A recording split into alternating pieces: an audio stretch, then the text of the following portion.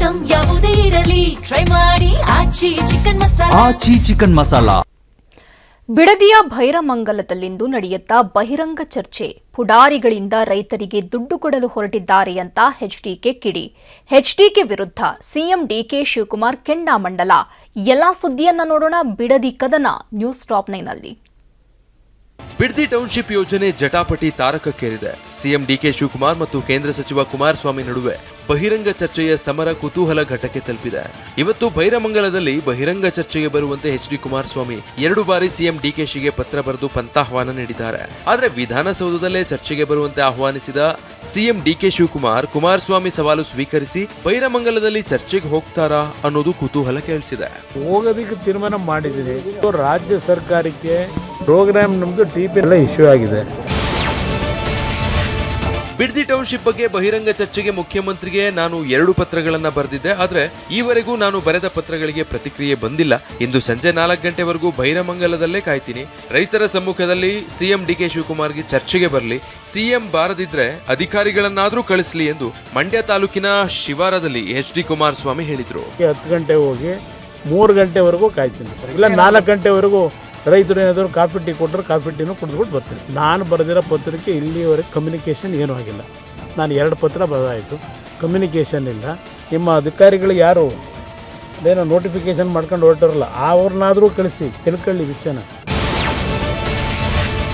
ಕಾಂಗ್ರೆಸ್ ಸರ್ಕಾರ ಜನಾಭಿಪ್ರಾಯದ ವಿರುದ್ಧ ಹೋಗ್ತಾ ಇರೋದು ಯಾಕೆ ಅಂತ ಕೇಂದ್ರ ಸಚಿವ ಎಚ್ಡಿ ಕುಮಾರಸ್ವಾಮಿ ಕಿಡಿಕಾರಿದ್ದಾರೆ. 2007ರಲ್ಲಿ ಡಿಕೆಶಿ ಸೇರಿದಂತೆ ಇದೇ ಕಾಂಗ್ರೆಸ್ ನಾಯಕರು ಬಿಡದಿ ಟೌನ್ಶಿಪ್ ವಿರುದ್ಧ ಅಧಿವೇಶನದಲ್ಲಿ ಏನೇನ್ ಮಾತಾಡಿದ್ದಾರೆ ದಾಖಲೆಗಳಿದೆ.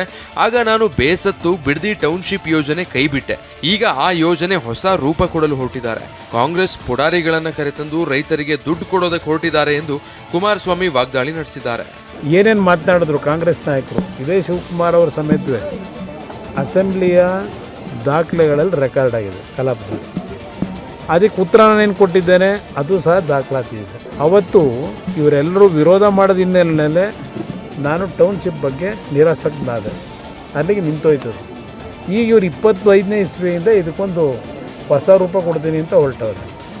ಅಲ್ಲಿ 100ಕ್ಕೆ 80 ಭಾಗ ರೈತರು ವಿರೋಧ ಇದೆ. ರೈತರು ವಿರೋಧ ಇದ್ದಾಗ ಯಾತಕ್ಕೆ ಕೆಲಸ ಮಾಡ್ತೀರಿ? ಜನವಿರೋಧಿ ಸರ್ಕಾರಗಳು ಧೂಳಿಪಟ ಆಗುತ್ತೆ, ಯಾಕಿಷ್ಟು ಹುಚ್ಚು, ಏನ್ ಸಾಧನೆ ಮಾಡ್ತೀರಾ ಎಂದು ಸಿಎಂ ಡಿಕೆ ಶಿವಕುಮಾರ್ ವಿರುದ್ಧ ಎಚ್ಡಿ ಕುಮಾರಸ್ವಾಮಿ ಹರಿಹಾಯ್ದಿದ್ದಾರೆ. ಮಾತೆತ್ತಿದ್ರೆ ನನಗೆ ಏನು ಹರಿದೆ ಅಂತಾರೆ. ಇವರೆಲ್ಲ ಇಷ್ಟು ವರ್ಷ ಹರಿದಿದ್ದೇನು? ಬೆಂಗಳೂರಲ್ಲಿ ಗುಂಡಿ ಮುಚ್ಚೋರಿಲ್ಲ, ಟಾರ್ ಹಾಕೋರಿಲ್ಲ. ಇವರ ಸ್ವೇಚ್ಛಾಚಾರದ ಸರ್ಕಾರದಿಂದ ಬೆಂಗಳೂರಿನ ಜನ ಬೇಸತ್ತಿದ್ದಾರೆ ಅಂತ ಎಚ್ಡಿಕೆ ಟೀಕಾ ಪ್ರಹಾರ ನಡೆಸಿದ್ದಾರೆ. ಮಾತೆತ್ತಿರೋದು ಏನೋ ಹರಿದೆ ಅಂತಾರೆ.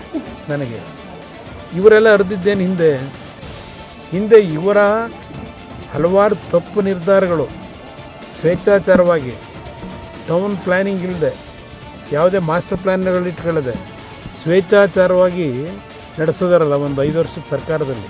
ಆಗ ಅದರ ಫಲ ಇವತ್ತು ಬೆಂಗಳೂರು ನಗರದ ನಾಗರಿಕರು ಅನುಭವಿಸ್ತಾ ಇದ್ದಾರೆ. ಬಿಡದಿ ಟೌನ್ಶಿಪ್ ಕುರಿತು ಮಾತುಕತೆ ಆಗಬೇಕು ಅಂದ್ರೆ ವಿಧಾನಸೌಧಕ್ಕೆ ಬರಬೇಕು, ಅದನ್ನ ಬಿಟ್ಟು ಹಾದಿ ಬೀದಿಯಲ್ಲಿ ಚರ್ಚಿಸಲು ಆಗೋದಿಲ್ಲ ಎಂದು ಸಚಿವ ಯತೀಂದ್ರ ಸಿದ್ದರಾಮಯ್ಯ ಹೇಳಿದ್ದಾರೆ. ಬಿಡದಿಯಲ್ಲಿ ಕುಳಿತು ಚರ್ಚೆ ಮಾಡೋದಕ್ಕೆ ಸಾಧ್ಯ ಇಲ್ಲ. ಸಿಎಂ ಡಿಕೆ ಶಿವಕುಮಾರ್ ಸರಿಯಾದ ಸ್ಥಳಕ್ಕೆ ಕರೆದಿದ್ದಾರೆ. ನಿಜವಾಗ್ಲೂ ಅವರಿಗೆ ಚರ್ಚೆ ಮಾಡಲು ಆಸಕ್ತಿ ಇದ್ರೆ ಬರಲಿ ಎಂದು ಯತೀಂದ್ರ ಕುಮಾರಸ್ವಾಮಿಗೆ ಒತ್ತಾಯಿಸಿದ್ದಾರೆ. ಸಿಎಂ ಅವರು ಹೇಳಿದ್ದಾರೆ ಮಾತುಕತೆ ಆಗಬೇಕು ಅಂತಂದ್ರೆ ವಿಧಾನಸೌಧಕ್ಕೆ ಬರಬೇಕು. ವಿಧಾನಸೌಧದ ಜನರಿಗೆ ಕೆಲಸ ನಡೆಯುವಂತ ಜಾಗ ಅಷ್ಟು, ಆ ಸ್ಥಳದಲ್ಲಿ ಬಂದು ಅವ್ರು ಮಾಡಬೇಕು ಹೊರತು ಎಲ್ಲೋ ಬೀದಿನಲ್ಲಿ ಬಂದು ನಾವು ಮಾತಾಡಿ ಅಂತಂದ್ರೆ ಆಗಲ್ಲ. ಮುಖ್ಯಮಂತ್ರಿಗಳು ಸರಿಯಾದ ಸ್ಥಳಕ್ಕೆ ಕರೆದಿದ್ದಾರೆ. ನಿಜವಾಗ್ಲೂ ಇವರಿಗೆ ಜನರ ಬಗ್ಗೆ ಕಾಳಜಿ ಇದ್ರೆ, ಅವ್ರ ಆರ್ಗ್ಯುಮೆಂಟ್ನಲ್ಲಿ ಶಕ್ತಿ ಇದ್ರೆ ಅವ್ರು ವಿಧಾನಸೌಧಕ್ಕೆ ಬಂದು ಬಿಡದಿ ಟೌನ್ಶಿಪ್ ಯೋಜನೆ ಬಗ್ಗೆ ಹಾದಿ ಬೀದಿಯಲ್ಲಿ ಚರ್ಚೆ ಬೇಡ, ವಿಧಾನಸೌಧಕ್ಕೆ ಬನ್ನಿ ಎಂದು ಸಚಿವ ಡಾಕ್ಟರ್ ಯತೀಂದ್ರ ಹೇಳಿರುವ ಮಾತಿಗೆ ಎಚ್ಡಿ ಕುಮಾರಸ್ವಾಮಿ ತಿರುಗೇಟ್ ನೀಡಿದ್ದಾರೆ. ಅವರಪ್ಪ ಸಿಎಂ ಆಗಿದ್ದಾಗ ಯತೀಂದ್ರ ಎಲ್ಲಿ ನಿಂತು ಮಾತಾಡ್ತಿದ್ರು? ಅಪ್ಪಯ್ಯ ಎಂದು ಯತೀಂದ್ರ ಮಾತಾಡಿದ್ದನ್ನು ನೋಡಿಲ್ವಾ? ಇವರಿಂದ ನಾನು ಕಲಿಬೇಕಾ ಎಂದು ಕುಮಾರಸ್ವಾಮಿ ಕೌಂಟರ್ ಕೊಟ್ಟಿದ್ದಾರೆ. ಸಿದ್ದರಾಮಯ್ಯ ಮುಖ್ಯಮಂತ್ರಿ ಆಗಿದ್ದ ಎಲ್ಲಿ ನಿಂತ್ಕೊಂಡು ಮಾತಾಡ್ತಾ ಇದ್ರು ಯತೀಂದ್ರ ಅವರು? ಅಪ್ಪಯ್ಯ ನಾನು 6 ಕೊಟ್ಟಿರೋದು 8 ಅಲ್ಲ ಅಂತೇನೋ ಒಂದಿನ ಫೋನಲ್ಲಿ ಮಾತಾಡ್ತಿರಲ್ಲ, ಎಲ್ಲಿಂದ ಮಾತಾಡಿದ್ರು ಅವ್ರ ಅಪ್ಪನಿಗೆ? ಇವ್ರ ಹತ್ರ ಕಲಿಬೇಕಾ ನಾನು ಯಾವ ರೀತಿ ನಡ್ಕೋಬೇಕು ಅಂತ ಹೇಳಿ. ಭೈರಮಂಗಲದಲ್ಲೇ ಬಿಡದಿ ಟೌನ್ಶಿಪ್ ಬಗ್ಗೆ ಬಹಿರಂಗ ಚರ್ಚೆಗೆ ಬರಲಿ ಎಂದ ಕುಮಾರಸ್ವಾಮಿ ಅವರ ಸವಾಲಿಗೆ ಶಾಸಕ ಬಾಲಕೃಷ್ಣ ತಿರುಗೇಟು ನೀಡಿದ್ದಾರೆ. ಹೊಡೆದಾಟ ಆಗಬೇಕು ಅನ್ನೋದು ಕುಮಾರಸ್ವಾಮಿ ಉದ್ದೇಶ. 2 ಪಕ್ಷದವರು ಸಭೆ ಸೇರಿ ಹೊಡೆದಾಡ್ಕೊಳ್ಬೇಕು, ಏನಾದರೂ ಹೆಚ್ಚು ಕಡಿಮೆ ಆಗಿ ಗೋಲಿಬಾರ್ ಆಗಬೇಕು. ಗೋಲಿಬಾರ್ ಆದ್ರೆ ರಾಜಕೀಯ ಬೇಳೆ ಬೇಯಿಸಿಕೊಳ್ಬೇಕು, ಇದಕ್ಕೆ ಸಿಎಂ ಡಿಕೆ ಶಿವಕುಮಾರ್ ಮುಖಕ್ಕೆ ಮಸಿ ಬಳಿಯುವ ಹುನ್ನಾರ ಎಂದು ಎಚ್.ಸಿ. ಬಾಲಕೃಷ್ಣ ವಾಗ್ದಾಳಿ ನಡೆಸಿದ್ದಾರೆ. ಅಲ್ಲಿ ಎರಡು ಪಕ್ಷದವರು ಸಭೆ ಸೇರಬೇಕು, ಹೊಡೆದಾಡಬೇಕು, ಯಾರಿಗಾರು ಒಬ್ರಿಗೆ ಹೆಚ್ಚು ಕಡಿಮೆ ಆಗಿ ಗೋಲಿಬಾರ್ ಆಗಬೇಕು. ಗೋಲಿಬಾರ್ ಆದಾಗ ಅದ್ರ ಮೇಲೆ ಅವ್ರು ರಾಜಕೀಯ ಬೆಳೆ ಬೇಯಿಸ್ಕೋಬೇಕು ಅಂತ. ಮಾಧ್ಯಮಗಳ ಮುಂದೆ ಚರ್ಚೆ ಮಾಡಿದ್ರೆ ನಾನು ಬರ್ತೇನೆ, ನಮ್ಮ ನಾಯಕರನ್ನು ಚರ್ಚೆಗೆ ಕರೆದುಕೊಂಡು ಬರ್ತೇನೆ. ಈಗಾಗಲೇ ಬೈರಮಂಗಲದಲ್ಲಿ ಗಲಾಟೆ ಆಗಿದೆ. ಕುಮಾರಸ್ವಾಮಿ ರಾಜ್ಯದ ಜ್ವಲಂತ ಸಮಸ್ಯೆಗಳ ಬಗ್ಗೆ ಬಗೆಹರಿಸಲಿ, ಅದು ಬಿಟ್ಟು ಬಿಡದಿಯಲ್ಲಿ ಬಂದು ಕುಳಿತರೆ ಏನು ಮಾಡೋದಕ್ಕೆ ಸಾಧ್ಯ ಅಂತ ಶಾಸಕ ಎಚ್.ಸಿ. ಬಾಲಕೃಷ್ಣ ಹೇಳಿದ್ದಾರೆ. ಟೌನ್ಶಿಪ್ ಪರ ವಿರೋಧ ಇರೋರು ಹೋರಾಟ ನಡೆಸ್ತಿದ್ದಾರೆ, ಅಲ್ಲಿ ರೈತರನ್ನ ಹೊಡೆದಾಡೋದಕ್ಕೆ ಬಿಡೋದಕ್ಕೆ ಆಗೋದಿಲ್ಲ ಎಂದು ಬಾಲಕೃಷ್ಣ ಹೇಳಿದ್ದಾರೆ. ನಾವು ಕರೆದಿರೋದು ಸಾರ್ವಜನಿಕರಿಗೆ ಗೊತ್ತಾಗ್ಲಿ ಅಂತೇಳಿ 4 ಗೋಡೆ ಮಧ್ಯೆ ಅವ್ರು ಎಲ್ಲಿ ಕರೀತಾರೋ, ಯಾವ ಮೀಡಿಯಾ ಮುಂದೆ ಕರೀತಾರೋ ಅಲ್ಲಿ ಬಂದು ನಾವು ಚರ್ಚೆ ಮಾಡ್ತೀವಿ.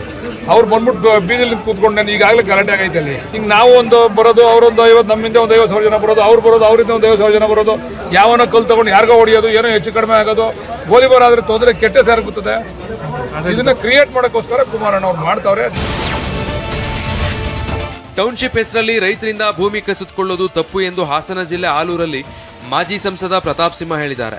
ಸರ್ಕಾರಿ ಭೂಮಿ, ಬಂಜರು ಭೂಮಿ ಇರೋ ಕಡೆ ಟೌನ್ಶಿಪ್ ಮಾಡಿ, ರಿಯಲ್ ಎಸ್ಟೇಟ್ನವರು ಮಾಡೋ ಕೆಲಸವನ್ನ ನೀವು ಮಾಡಬೇಡಿ.